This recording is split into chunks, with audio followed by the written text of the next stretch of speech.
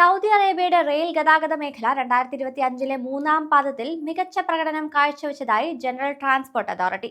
കഴിഞ്ഞ ജൂലൈ മുതൽ സെപ്റ്റംബർ വരെ രാജ്യത്തെ ട്രെയിൻ സർവീസുകൾ ഉപയോഗിച്ച് യാത്ര ചെയ്തവരുടെ എണ്ണം 3.9 കോടി കവിഞ്ഞു. ആകെ യാത്രക്കാരിൽ 2.52 കോടിയിലധികം പേരും തലസ്ഥാന നഗരിയിലെ റിയാദ് മെട്രോ വഴിയാണ് സഞ്ചരിച്ചത്. നഗരങ്ങളെ തമ്മിൽ ബന്ധിപ്പിക്കുന്ന ദീർഘദൂര ട്രെയിൻ ഗതാഗത മേഖലയിൽ 27 ലക്ഷത്തിലധികം യാത്രക്കാർ സഞ്ചരിച്ചതായും കണക്കുകൾ.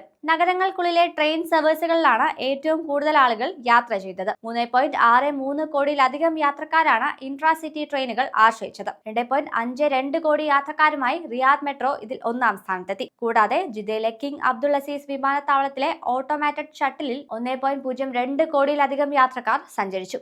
റിയാദിലെ പ്രിൻസസ് നൂറ ബിന്ത് അബ്ദുൾ റഹ്മാൻ യൂണിവേഴ്സിറ്റിയിലെ ഓട്ടോമേറ്റഡ് ഷട്ടിലിൽ 9.67 ലക്ഷത്തിലധികം യാത്രക്കാരാണ് യാത്ര ചെയ്തത്.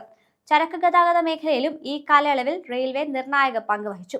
40.9 ലക്ഷം ടണ്ണിലധികം ചരക്കുകളും 2.27 ലക്ഷത്തിലധികം കണ്ടെയ്നറുകളും റെയിൽ മാർഗം കയറ്റി അയച്ചു. ഇത് സൗദി സമ്പദ് വ്യവസ്ഥയെ പിന്തുണയ്ക്കുന്നതിലും പ്രത്യേകിച്ച് വ്യാവസായിക ഖനന മേഖലകളിലെ വിതരണ ശൃംഖലകൾ ശക്തിപ്പെടുത്തുന്നതിലും ട്രെയിനുകൾ വഹിക്കുന്ന സുപ്രധാന പങ്കിനെ എടുത്തു കാണിക്കുന്നു. യാത്രക്കാർക്കും ചരക്കുകൾക്കും സുരക്ഷിതവും സൗകര്യപ്രദവുമായ ഗതാഗത മാർഗം ഒരുക്കുന്നതിലൂടെ കാർബൺ ബഹിർഗമനം കുറയ്ക്കുന്നതിനും റെയിൽ ഗതാഗതം സംവിധാനം ചെയ്യുന്നുണ്ട്.